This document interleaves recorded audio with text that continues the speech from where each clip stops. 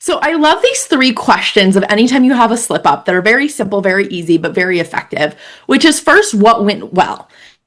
Our brains are wired to look for everything that's going wrong in our life and everything that we're not succeeding in. But that's what leaves us hopeless and ashamed and defeated. And usually from that place, what do? We just go and we eat more. And that perpetuates this all or nothing cycle. So first looking at what went well. Maybe I had more awareness this time.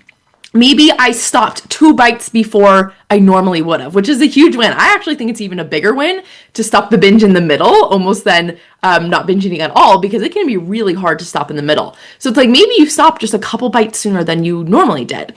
Maybe you journaled after and you got a really big insight around your thoughts that were driving the overeating. So you're first looking for what went well, and then you can look for what didn't go so well. So this is where you can get out all your thoughts to paper of kind of the drama of, okay, this didn't go well and I was trying this strategy and this is what my brain told me instead. And then finally, what would I do differently? So this is where you're going to make your plan of, okay, what very specifically would I do differently next time? And this is not just like I would eat healthier. That is so generic, your brain is not going to resonate with that. So it's really important to get specific. So maybe you were out with your girlfriends at a Mexican restaurant and you just went crazy on the chips. Your specific plan next time might be, okay, I'm going to walk into the restaurant. I'm going to take 3 deep breaths. I'm going to remind myself that I can have chips anytime again. They're not going to go away.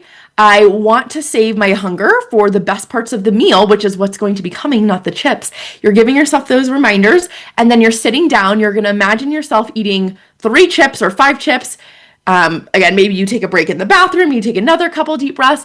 See how it's a very specific plan. It's not just, oh, I'm going to try better next time. It's giving your brain a blueprint of, okay, this is steps 1 through 5 of how I want to eat and think differently. So the first step is always awareness. At this practical neuroscience training I just came from, what they found about neuroplasticity, our brain's ability to change, is that we need awareness and attention, focusing in on our habits in order for them to change. So our habits don't change just because we do something differently. We have to have that awareness and attention on them in order for our brain to rewire itself. So the first thing is just being aware of, like, when do I binge? When do I eat too much? When do I feel triggered? So we can see what activates that urge loop. Once we have the trigger and that awareness, then we can see what happens in the loop is next we get a craving. So the craving is this urge, this strong desire.